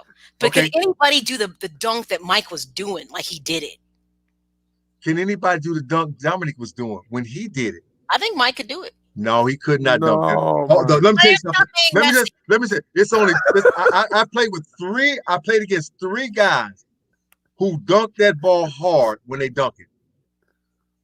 Dominique Wilkins. Yeah. Sean Kemp. Oh, Sean Kemp. And Daryl Dawkins. Yeah, he was tearing rims now. So when they dunk with authority. Michael had the finesse and the glide. Okay, that looked good. But when I'm talking about when you up under there and somebody dunking on your head and you hear that home, you like this, trying to get out the way. With Mike, you're gonna try to go with Mike and try to block it. But when not Dominic and them coming down, only thing you trying to do is like you're trying to get out the way. This is one of those things that will go out to the end of time because Dominique has a cigar company. And I went to an event last year and we talked about this. He's like, Can you admit it in Chicago? I was like, nope. Well, you know what though? I don't expect a Chicagoan to ever. But it's Mike. It's so hard. But it's the truth. But Maya, let me add this though. The thing about Dominique though, after he dunked, it was Dominique Fletto that made it. Yeah, he dunked on you. Hard. He like Him and Sean Kemp were like that. You know, I'm Team Sean Kemp too. Hey, I'm actually gonna have a moment and say you might be right. But no, you know what though? Like I said, I'm a Mike fan. I'm a Jordanaire, so you know I'm on his tip too. Right. But Steve, help us out on this. Steve. But I'm gonna tell you something. He did get robbed. I gotta call it. I call a spade a spade. He did get robbed. True story. Come on, Steve, tell us. Come on, Steve. Dominique got robbed, but at the same time, I look at it. It was in Chicago. He was supposed to. What? You know what though? Mike was playing in Chicago. That's called home court advantage. He was on the west side. He's gonna get stuck up. Home court advantage. Well, he got robbed, and it took place in Chicago, and that's what we do. But I'm gonna tell you something. I got much love for all those judges because they understood where they were. Because if they wouldn't have gave that to Mike, they wouldn't have got to the stadium. They wouldn't have got off the stadium. That's true. That is definitely. And them boys would have been posted up on the corner on the west side. on Madison, waiting on them. Cliff, I want to give you a little props because you said something and I was like, it took me back to my early youth. You talked about the Riviera. You have no idea how much time I spent there. You have no idea. I know how much time I spent there because Thursday night was ladies' night. You know it. Hey, that was a big night too, bro. Yes, it was. I'm not gonna speak all that. All I can say is thank God for ladies' night. I'm not gonna speak all that. But anyway, just say. Hey, Cliff, Miss Maya was down there with her 3-4 girlfriends, looking cute, patronizing the club. That's one thing about Chicago. They coming for us. They coming in force. They gonna come in force. Somebody's thinking, I'm posting up. You see all this good looking beautiful women over here. Don't walk by you like you don't see nothing. And you ain't lying, Cliff. They were coming in force. Back then, that was when In Vogue was the hot group. So everybody was like, ooh, they got some In Vogues over there. Oh my God. So now you guys are just going off the rails. Are you serious? Hey, Maya, I gotta ask you, Maya. You said you was coming with fire down there, Maya. I was the quiet one in the group. I didn't say that. See, you know what though? And the quiet ones, they're the ones you watch out for. Oh, right. There you go. Watch out for the quiet ones. You be like, man, she low. That's right there. Here's a secret of why Maya was like fire in the group. I'm only 5'1". So here's how this worked. When the little girl walked out, everyone was like, oh my God, you're so cute. Maya, let me just say this. I'm little. Let me just say this. Every big guy, why you see him with a little girl? Because you're taller than everybody, but no, seriously. If you think about it, every big guy has a small woman. What's the secret behind this? What are you about to tell me? I'm trying to wrestle with a joker on the court every night. So when you go home, you got somebody you ain't got to wrestle with. Oh my God! And on that note, that's why you come on. What's up, cuz? You get great you get sports, you get dating advice, you get great conversation. Cliff told us. That's great, Cliff. I like that. See, now I think he just gave me some insight to what my issue was. Well, you ain't lying. You was always trying to find a guy your height. You wouldn't go. No. I never dated anybody my height. But now I realize the issue was I'm half Cuban. That was the problem. Wow, I was a little too spicy. That's Spitfire right there. It is. That's Spitfire right there. Hey, Steve, thank y'all so much. Thank y'all so much for joining us. I cannot let you get out of here without showing one photo, especially in light of this conversation. Cliff with the box. That is me. At the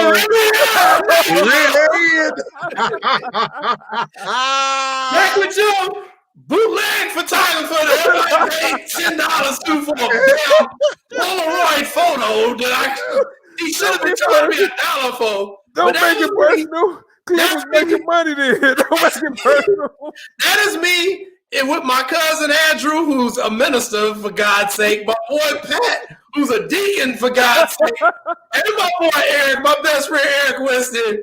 That is me in the orange. Yes, I was wearing an orange suit jacket. It looks kind of pink. I mean, okay, so maybe bring him down to Kokomo, Indiana, since it's cocktails in Kokomo. Hey, man. Serious? Photo. What you want me to do? Stephen and Cliff, I apologize for the way they acted. I'm happy you guys came on.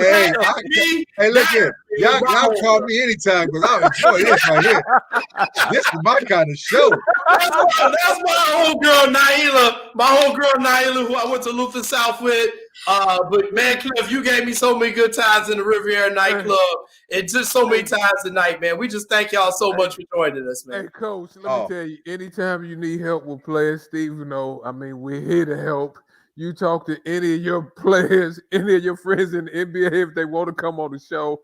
Tell them about how fun our show is. Because this show went off the cuffs. You got that 5 stars from me, boys. That's fine. This is fine right here. Steve Taylor and Cliff Levingston, thank you so much. See y'all later. Peace, fellas. My goodness. Everything. All right. Oh, my goodness. Maya, come on out here, Maya. That was a great please show. Come back out. Maya, please come back out. Right. I love you, Maya. See, that's so funny. It's funny. I'm not even a Chicago person. I'm a true suburbanite. Like legitimately, but this might be one of the funnest shows we've had. It's such a long time. Sign us off so me and you, Mike, can talk. Oh my God. Well, I just want to thank everybody for watching the show. Thank you again, Steve Taylor, Cliff Levingston. Oh, hold up, and let's put up again. I put up the little, their banner about their combine. I want to make sure you get it. Yep. Again, please. Everybody supporting them, man. That's what our show is about. We're about supporting people that you're not going to hear about on ESPN and the Score and all those other places. We are community-based programming, and we try to bring you the best show we can every Monday night. So we just want to thank you all so much. And it's in that sense of community that we have that we're going to close our show out tonight with something that the Chicago Bulls, Cliff's former team, that they did for Martin Luther King Day this year. But we think it's a great way. So remember, we're off next week. We will see you all on the 22nd. So for Lance and Maya, I'm Jason Palmer, and we're going to end our show just going out with the music. And we'll see y'all in 2 weeks. We'll see about that, but okay. All right, you guys, stay set back there in the background, Cliff. Don't go. And guys, we'll see you next week or the week after. Bye. Right.